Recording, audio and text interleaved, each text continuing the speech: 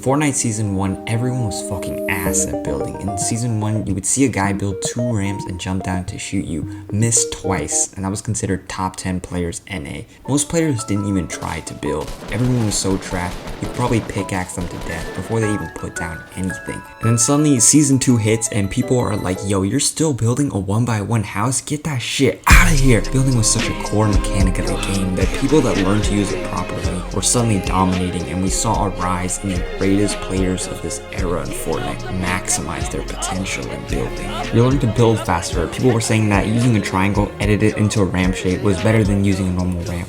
We learned to crank 90s, block bullets from other people.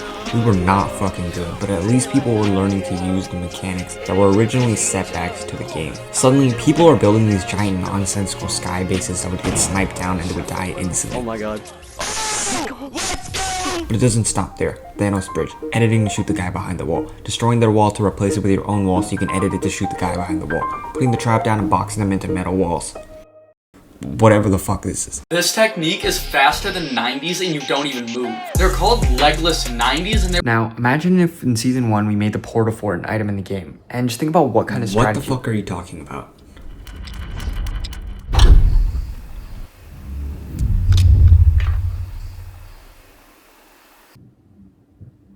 What? Look, if this is about you not making a video every day for 400 days, that's fine, man. If this is about school, you don't need to make it seem so self-important or just... No, that's not what this is about. It's not about that. It's not about that. Really? Yes, it's not about that. It's not about that.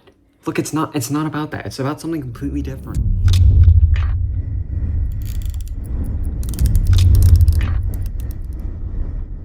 It's not. It's not. No matter what it is, you should accept yourself as you are. But I think you need to be honest. Just all fucking talk. I don't see anything. You don't find it. Hello? If there's something that you truly... I had the goal of making a video every day for 400 days and recording my progress to making the biggest comic in the world. And I haven't made a video in...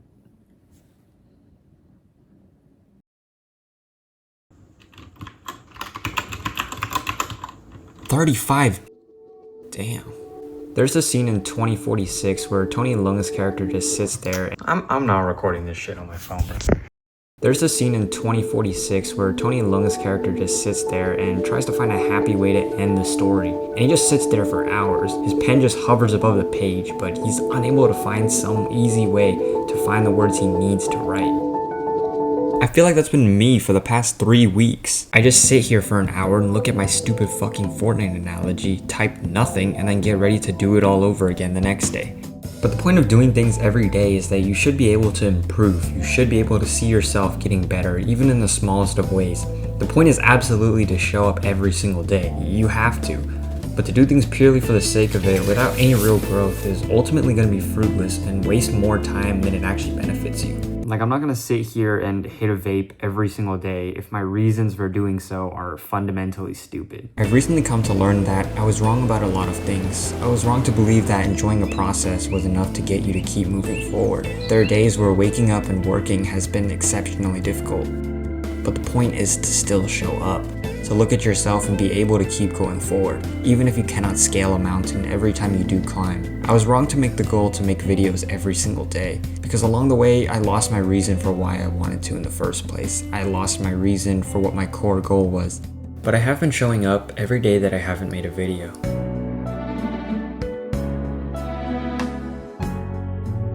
I've been drawing consistently every day for the past month, something I neglected to do for the longest time. I spend an insane amount on courses, which I've slowly been working my way through. I met a few supportive people on Reddit. I met a lot of hateful people on Reddit. Oh dear, the soft parenting really harmed you. If I were your mother, I would be angry AF for thinking of this toxic positivity. I hate to be that guy, but I think school is a better option. College is what gives you money in the end. You fell into internet kiddos with soft parenting big lie. You will not make a career in comics in a year. You'll be lucky if you could do it in a decade. Although if your soft parenting father allowed this, I bet you do have the money to dream like this, not like everyone else. I finally finished reading The Sandman while I stopped making videos, and I read the entirety of The Walking Dead in 3 days. I ended up reading these 3 books cover to cover to improve my skills, and I have 8 more books to read. I've been working on my comic for the past few weeks for a minimum of 3 to 5 hours a day. But for some reason I still couldn't make a video for the past 35 days.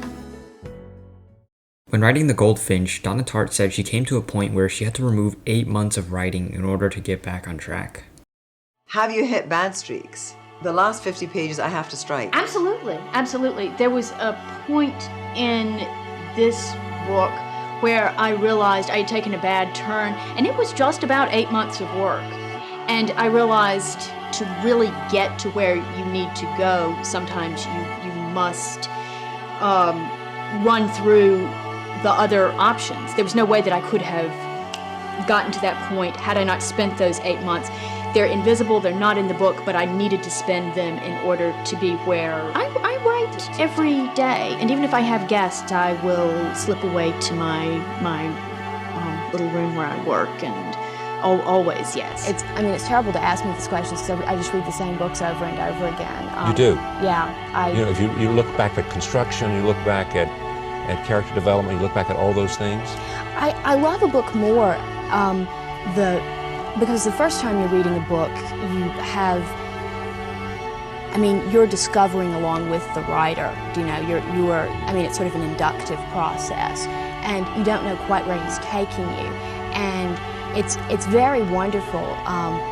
You can understand the process better as a young writer. The way a young writer looks at a book, it's the way a young architect looks at a building, and you can see better how things are constructed and how they're put together the second time. With writing, sometimes you'll only see the tip. Everything else will be cut, but that there's a sense of weight underneath the water. The real world is there, even though it's not going to be in there verbatim. Then you've more or less written solidly for the past 21 years. Success wasn't quite so quick. Her first novel, The Secret History, took 9 years to write, but it set off a bidding war among publishers, which is virtually unprecedented for a new author. So you have 3 novels, and how many years invested in 3 novels? Well, so it's been 30 years. They've been a decade each. Do you ever think you've made too many sacrifices for all these books? It's not a sacrifice. It's not a sacrifice. I feel very lucky that I'm able to devote this amount of time to doing what I do, because it's what I think about all the time. I'm obsessed. I have written solidly, yes, but I've written solidly in... The author, Donna Tartt, is beloved in the literary world, but she remains a mystery to many of her fans. She completes 1 novel every decade. Author Donna Tartt is one of the greatest American novelists of the past half-century. It instantly became an international sensation. I've tried to write faster, and I don't really enjoy it. I don't enjoy the process of doing that. I've tried to speed up. I thought, Has the writer's life lived up to your hopes, dreams, expectations? To my wildest dreams. Really? Yes. And so what does that mean? What is the writer's life that is so satisfying for you? To be able to daydream all day. It's hard at times, it's hard going, but when it's good and when it's going well, there's nothing like it. And to me, that's the real point of everything. Imagine in Season 1, we made the Port-a-Fort an item in the game. Now, people can perfectly create what would take these guys 10 minutes and seconds, and there would be no question about what strategy was going to dominate. But now, all potential of innovation is shattered. We never would have come up with any of this without the period where everybody was fucking trash and constrained by their inability to use a core mechanic of the game. Giving somebody all of the most perfect tools to make a process as convenient as possible seems like it would get us to this step faster, but instead, it ensures that we lose sight of the process it takes to create something. It ensures that our understanding of a subject is profoundly limited and we lose our ability to grow. It ensures we won't learn for ourselves, always believing we're limited by our tools rather than our ability to evolve. Without understanding a process, we cannot ever hope to iterate upon it. The most we can hope to do is just copy it until we die. All art is a result of its constraints as much as it is a result of its freedoms, because only through constraints can we change and continue to find new ways to evolve.